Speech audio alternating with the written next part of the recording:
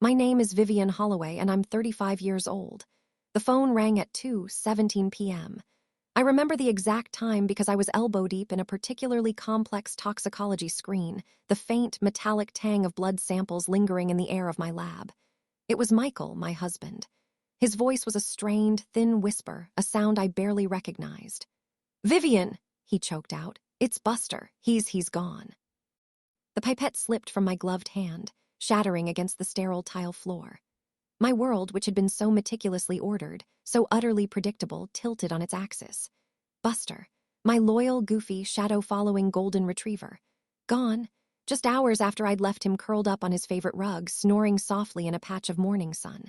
Before I could even fully process the words, another voice, sharp and dismissive, cut through the line. It was my mother-in-law, Evelyn. "Accidents happen, dear," she chimed in, her tone cloyingly sweet, a chilling counterpoint to Michael's raw grief. "It's a dog, Vivian, get over it."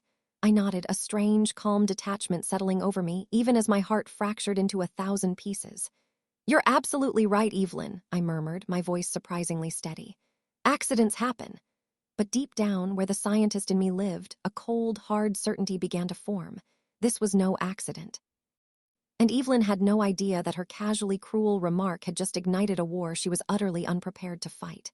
Before I dive into the sheer, agonizing detail of what happened next, and how a toxicology report completely upended my life and exposed a chilling truth, I want to take a moment to welcome you all. If you're just tuning in for the first time, thank you for being here. Please, hit that subscribe button, ring the notification bell, and join our community. I share stories of family conflict, betrayal, and how to find your strength when everything seems lost. And for my returning subscribers, welcome back. Let me know in the comments where you're watching from. Your support means the world to me. Now, let's talk about Buster and the woman who thought she could get away with murder. My life before that phone call was a tapestry woven with threads of quiet dedication and domestic comfort. I am a forensic toxicologist, a job that is as demanding as it is precise. My workspace at the State Crime Lab is a world of gleaming chrome, precise instruments, and the pungent, sterile scent of countless chemicals. My days are long, often stretching into late nights as I meticulously analyze samples of blood, tissue, and unknown substances, searching for poisons, drugs, or environmental toxins.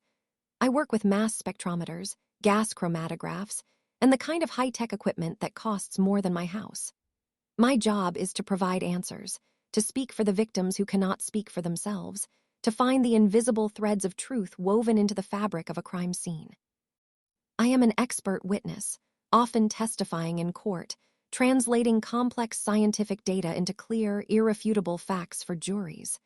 It's a career that requires an unwavering focus, an almost obsessive attention to detail, and a detached, analytical mind, even when the cases are heartbreaking. There's no room for emotion in a toxicology report. My typical workday begins before dawn. I'd wake to the insistent nudge of Buster's wet nose, his tail thumping a happy rhythm against the floorboards. We'd go for a quick walk in the quiet, tree-lined neighborhood, the air crisp and clean. He was a creature of pure, unadulterated joy, a golden retriever with fur the color of caramel and eyes that held endless affection. After a quick breakfast, I'd be off to the lab, leaving him curled up on his favorite rug in the sun. My work consumed me, often requiring me to stay late, poring over chromatograms, calibrating instruments, or writing detailed reports. I thrived on the intellectual challenge, the weight of responsibility. My home is a cozy, two-bedroom bungalow with a small, fenced yard, just big enough for Buster to chase squirrels. It's filled with sunlight, bookshelves overflowing with novels, and the comforting clutter of a life lived. My finances are comfortable, thanks to years of hard work. I'm not wealthy by any means, but I'm stable, able to afford the occasional indulgence, like a new set of art supplies for my painting hobby, or a weekend hiking trip with Buster. My social circle is small but strong. My closest colleague, Dr. Liam Chen, is a brilliant analytical chemist who understands the pressures of my work better than anyone. He's meticulous, quiet, and possesses a dry wit that can cut through the darkest moments. Outside of work, my best friend Maya is a whirlwind of vibrant energy.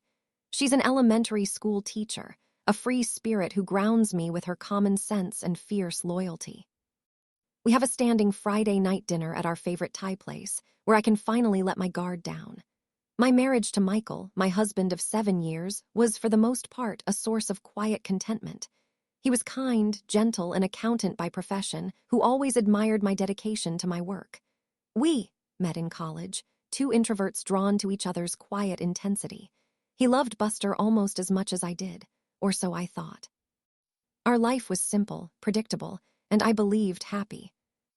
To understand the poisoned undercurrent that ran through my marriage, you need to understand Michael's family.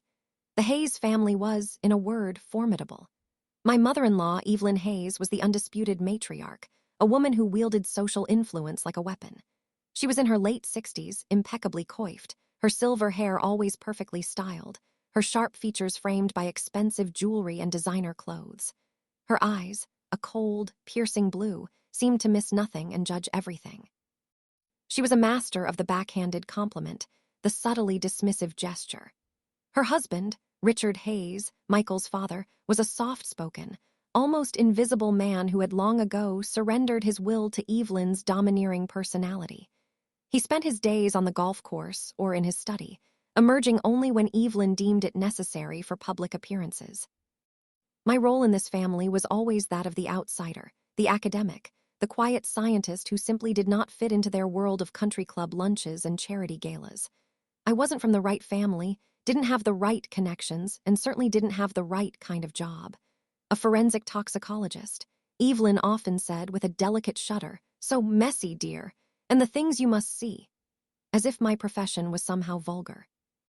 Michael was their only son, their prize, and my presence was, to Evelyn, an unfortunate stain on their otherwise perfect lineage.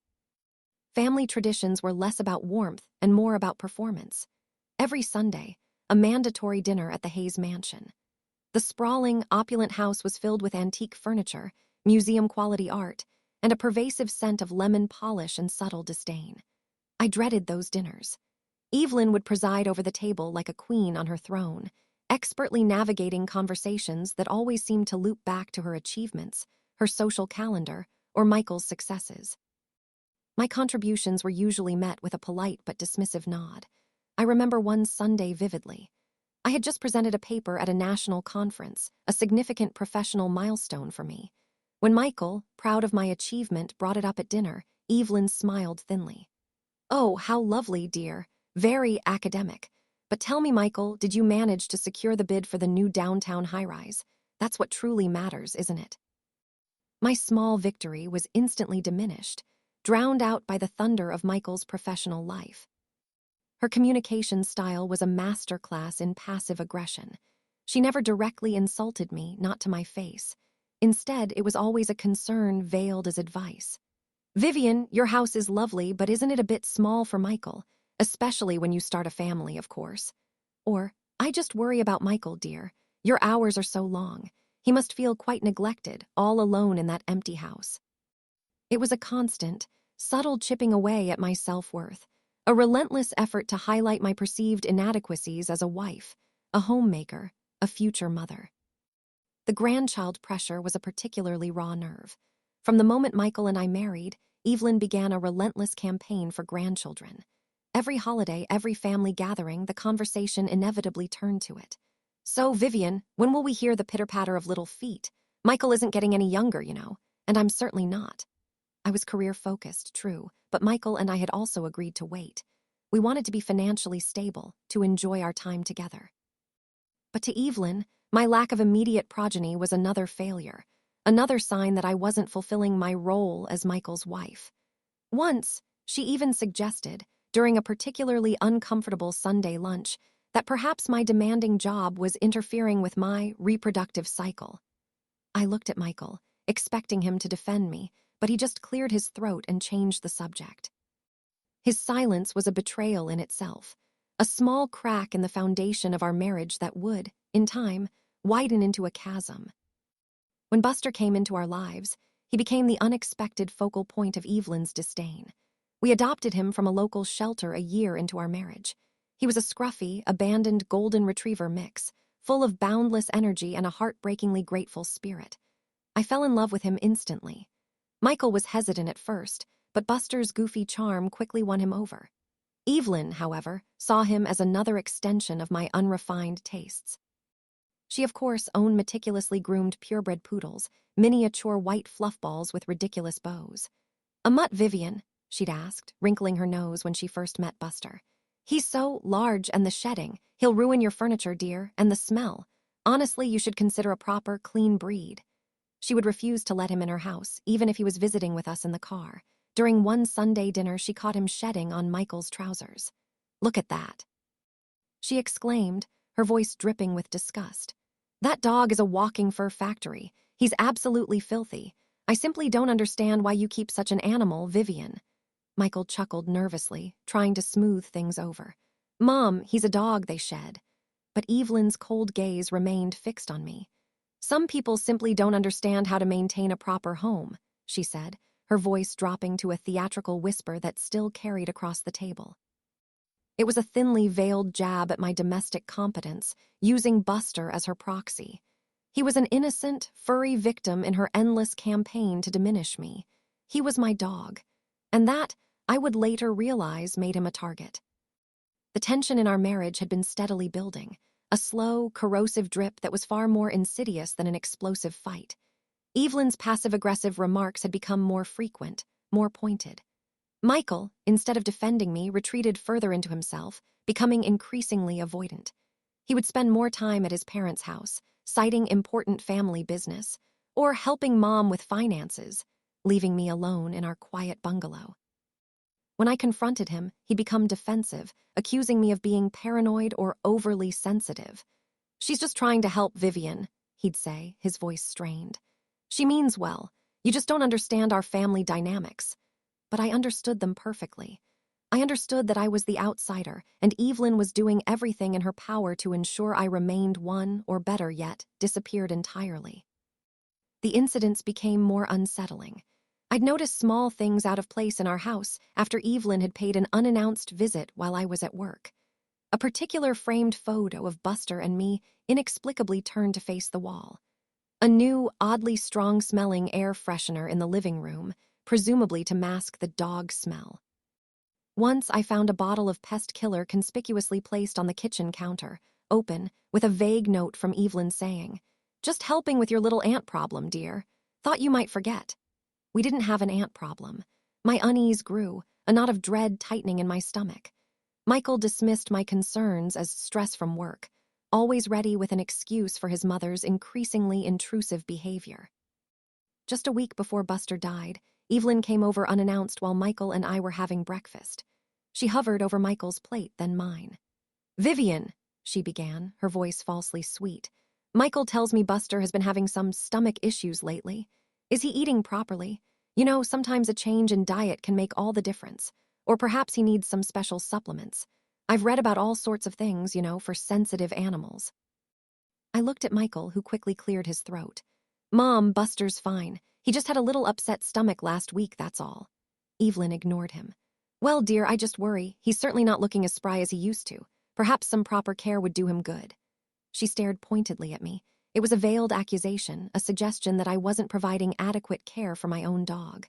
I remember the cold fury that surged through me, but I swallowed it down, forcing a tight smile. "Buster gets excellent care, Evelyn," I said, my voice clipped. "He's perfectly healthy." Little did I know, she was laying the groundwork, carefully planting seeds of doubt, preparing her narrative. The day Buster died, I woke early for my usual run. Buster, always my shadow, trotted happily beside me, his tail wagging furiously. He was full of life, sniffing every lamppost, chasing a stray leaf. When I left for work, he gave me his usual mournful look, then settled onto his favorite rug in a patch of sunlight. Michael had the day off. He was working from home, a rare occurrence. I remember telling him to make sure Buster got his favorite treat later, a small piece of cheese. I kissed Michael goodbye, gave Buster a final scratch behind the ears, and left for the lab, expecting to return to my usual joyful greeting. My shift was grueling. We had a major case come in, a complicated poisoning. Hours blurred as I ran tests, analyzed data. Then the call from Michael came. His voice was a strained, thin whisper. "Vivian," he choked out, "it's Buster. He's gone." The pipette slipped from my gloved hand, shattering against the sterile tile floor. Gone? What do you mean gone? My mind refused to process it. He collapsed. He started convulsing. I tried to call the vet, but it was too late. He sounded genuinely distraught. I ripped off my gloves, my heart a frantic drum against my ribs. I'm coming home, I said, my voice flat, devoid of emotion, unable to compute the enormity of what I was hearing.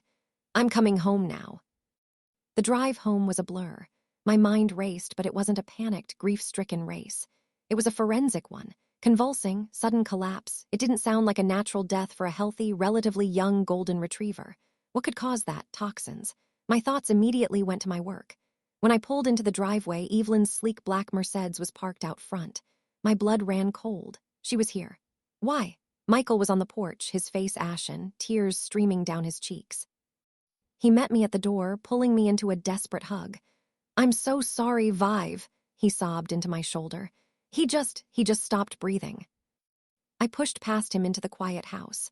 The living room was eerily still, and there on his favorite rug lay Buster. Still, lifeless.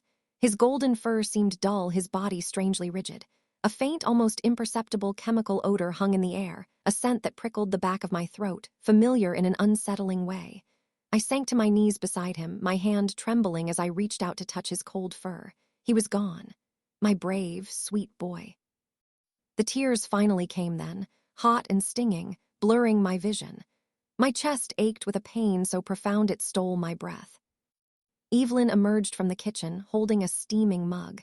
She was impeccably dressed, as always, not a hair out of place, even in this moment of tragedy.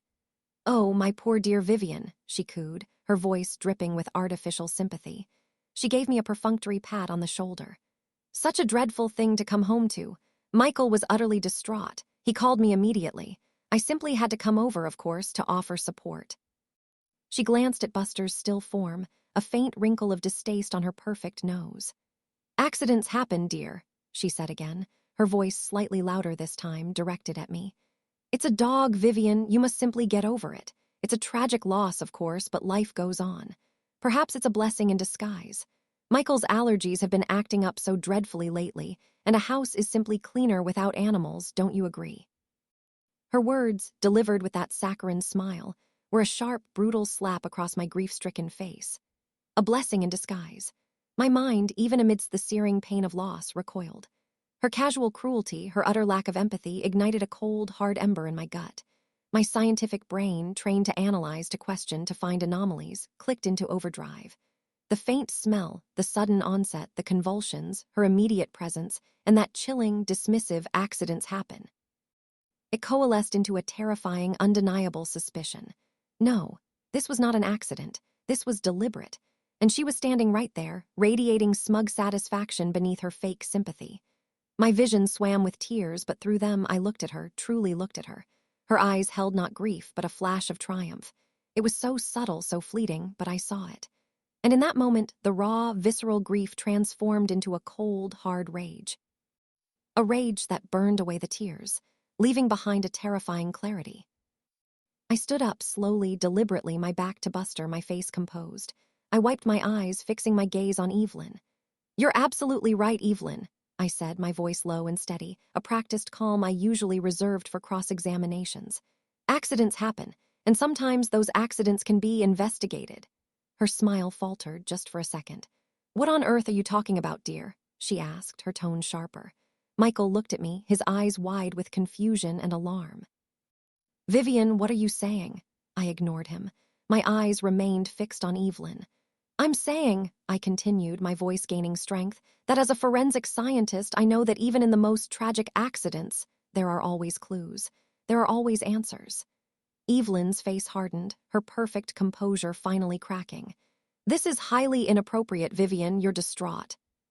Perhaps, I conceded, stepping past her, my mind already calculating, observing. As I walked towards the kitchen, I noticed a small, damp spot on the edge of Buster's water bowl near the floor. It shimmered faintly, almost iridescent in the dim light. My eyes, trained to spot the minuscule, honed in. Ethylene glycol, antifreeze. It has a sweet taste often used to lure animals. A common household item, but highly toxic.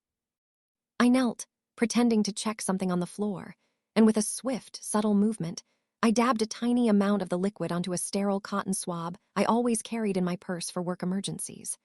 I also quickly ran a gloved hand over Buster's fur, collecting a few loose strands, and discreetly wiped my gloved finger along the inside of his mouth. My scientific training was a lifeline, pulling me out of the abyss of grief and into the cold, calculated world of evidence. This wasn't mourning. This was data collection. This was the first step in building an airtight case. "Michael," I said, my voice steady, turning to face him. "We need to take Buster to the veterinary hospital immediately." He looked confused. "Vivian, he's gone. What for?" "For an autopsy," I said, my voice firm. "To understand what happened, for closure." Evelyn scoffed. "An autopsy? How morbid. It's a dog, Vivian, and frankly, Michael, I think Vivian is being hysterical. It's unhealthy. You simply need to bury him and move on." Michael, ever the appeaser, shifted uncomfortably. "Mom's right, Vive. It's too much. Let's just bury him in the backyard." He gestured vaguely towards the garden. "No," I said, my voice a low, dangerous rumble. "He deserves answers, and I need to know." I was already planning. If Michael wouldn't take him, I would carry him myself.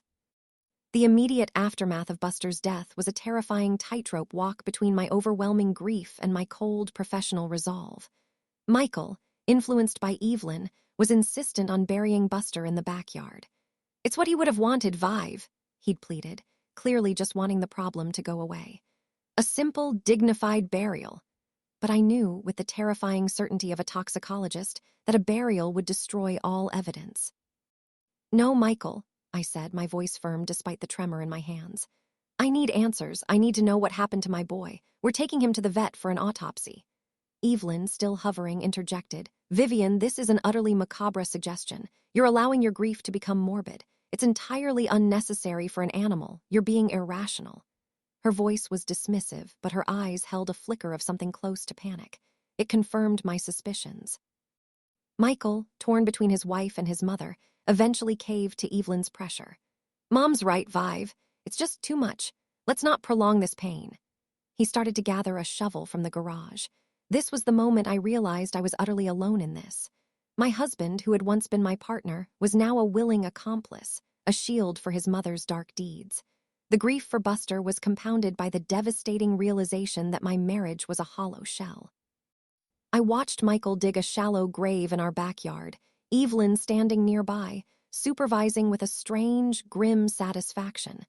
I retreated to Buster's side, my mind racing. I couldn't let this happen. As Michael finished digging, I made my move. I gently scooped up Buster, wrapping him carefully in his favorite blanket. "I'm sorry, Michael," I said, my voice tight with suppressed emotion. "But I can't. He deserves more. I'm taking him to the pet emergency hospital." Before he or Evelyn could react, I was out the door, clutching Buster, tears streaming down my face, but my resolve burning bright. I drove straight to the animal hospital, the kindest and most understanding staff there, who knew me from a previous emergency with Buster. They were sympathetic but professional. I explained my suspicions, my profession, and my need for a full toxicology panel. They looked at me with a mix of pity and grim understanding. "We'll do everything we can, Dr. Holloway," the head vet tech said gently. I left Buster with them, my heart aching but my mind already plotting my next steps. When I got home, Michael was packing. "Vivian, what did you do?" he demanded, his face a mixture of anger and confusion. "Mom is furious. You embarrassed her." "I'm getting answers, Michael," I said, my voice colder than I intended. "Buster didn't just die. I believe he was poisoned." He scoffed. "That's insane. Why would anyone do that? And Mom was here all day. She would never." His denial was absolute, infuriating. "You think this is an accident?" I pressed, my voice rising.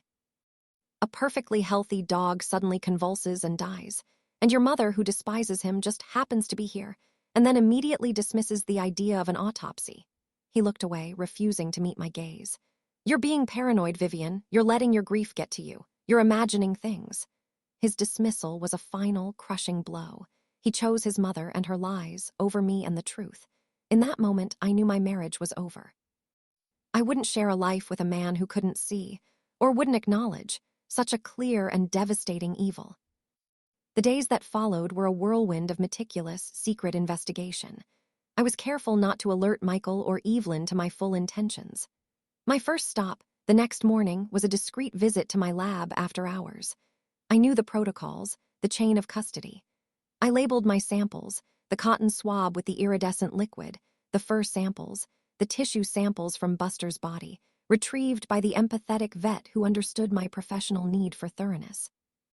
I filed them under a dummy case number, using my own credentials. Dr. Liam Chen, my brilliant colleague, was just leaving when I arrived. He looked at my strained face, then at the samples I was carrying. "Vivian, what's going on?" he asked, his voice concerned. I hesitated, then made a split-second decision. I trusted Liam with my life. "Liam," I said, my voice barely a whisper, "I think my dog was poisoned. And I think I know who did it. I need you to run these samples. Off the record." Completely confidential. His eyes widened, but he didn't question me. He simply nodded, his face grim. "Consider it done, Vive. What are we looking for?" "Ethylene glycol," I said. "And any common pesticides, something sweet, something that might be found in a home but is highly toxic." The lab work was agonizing. Each step, each chemical reaction, each chromatogram felt like it was tearing a piece of my heart out. But I pushed through, driven by a cold, relentless pursuit of truth. I analyzed the iridescent liquid first. The results came back quickly, a definite match for ethylene glycol, the main component of antifreeze. The concentration was high, indicating a direct, deliberate exposure. My hands trembled as I looked at the data. Then I moved on to Buster's tissue samples. It took longer, more complex procedures, but the results were undeniable. Traces of ethylene glycol in lethal concentrations were found in his stomach contents, his liver, and his kidneys. The amount indicated that he had consumed a significant quantity, not just licked a stray puddle. This wasn't accidental contact. This was ingestion, deliberate ingestion.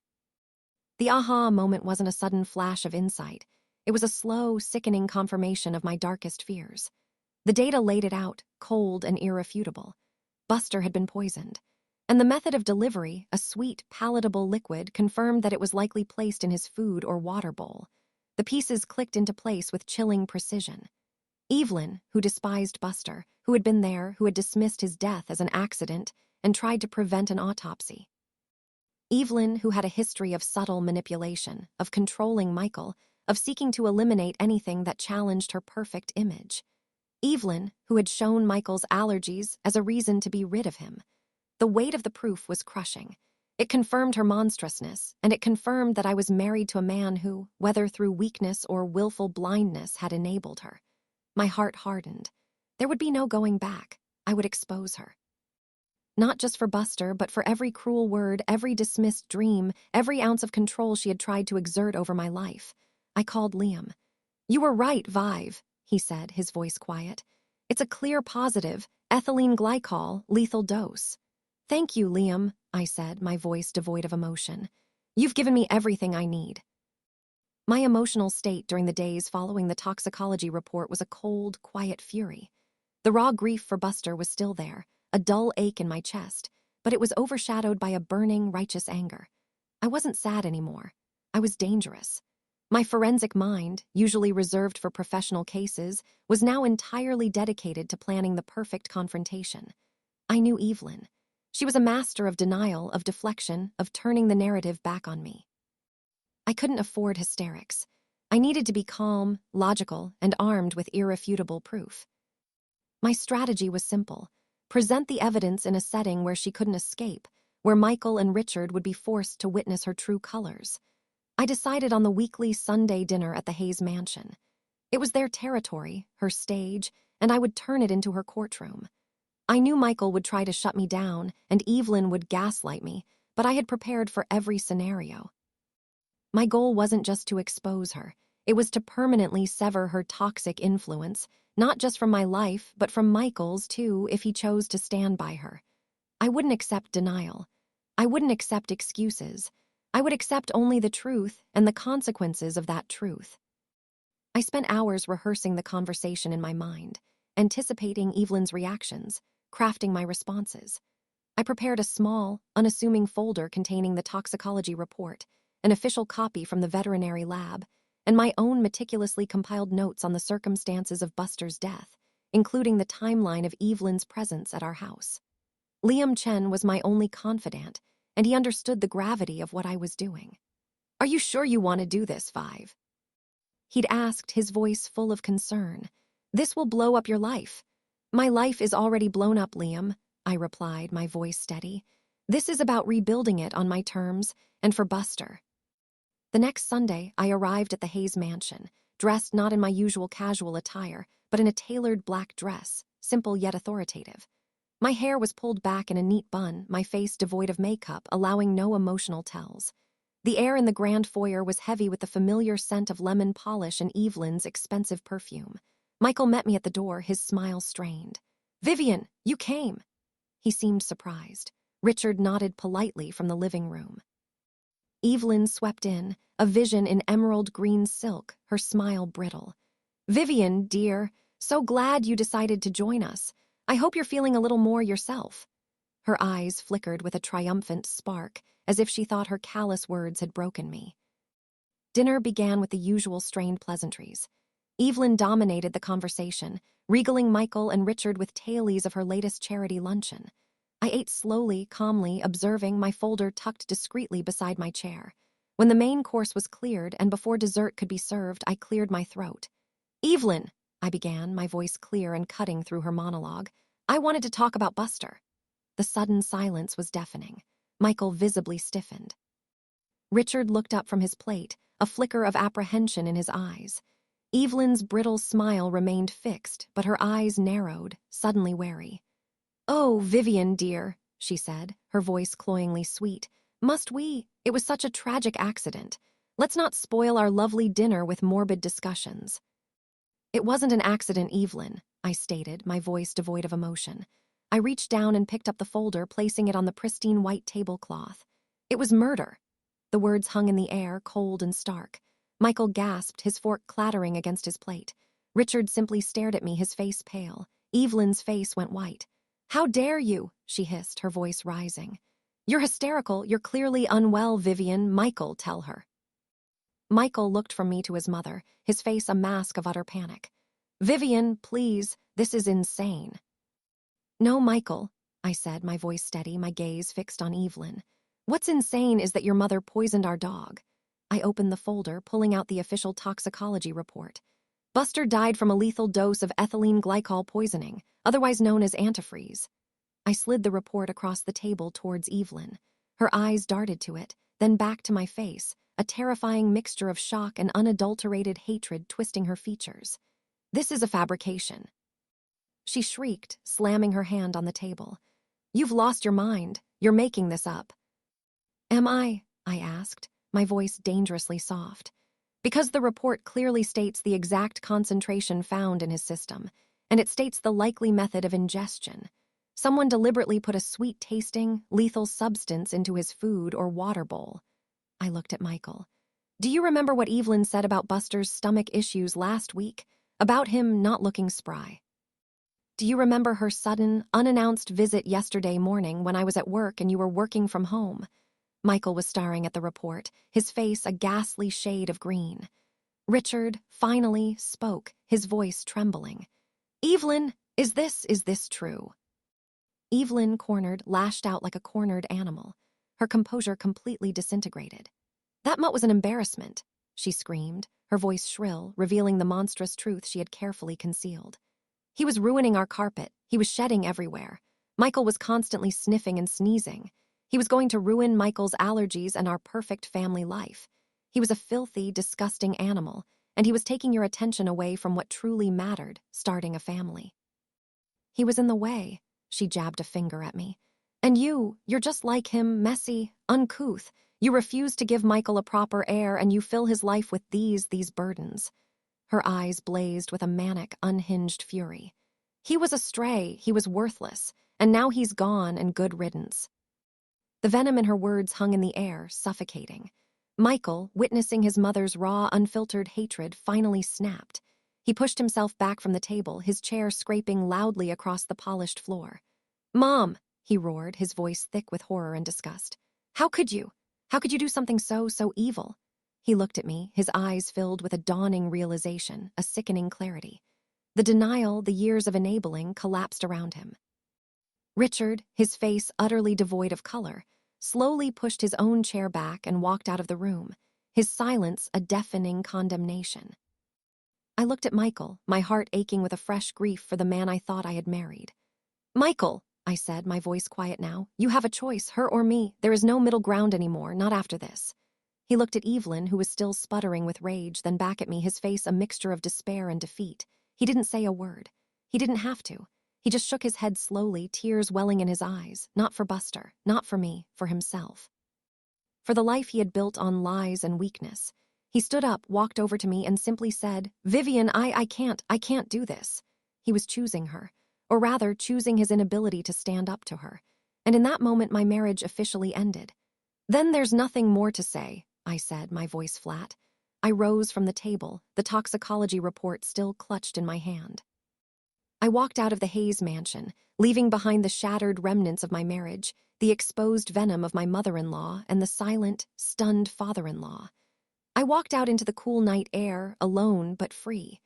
And for the first time in a very long time, I felt a deep, profound sense of self-worth. I had stood my ground, and I had won. The immediate consequences of that night were swift and devastating. I returned to our house, and before the shock could fully set in, I started packing. There was no discussion, no reconciliation. Michael eventually came home, hours later, utterly defeated. He didn't try to stop me. He just sat on the sofa, head in his hands, staring at the empty spot where Buster's bed used to be. "I'm leaving, Michael," I said, my voice calm. "I'm filing for divorce." He just nodded, his silence an admission of his complicity, his weakness. There was no dramatic fight, no pleading, just a quiet, aching acceptance of the inevitable. He simply couldn't choose me or the truth over his mother's twisted dominance.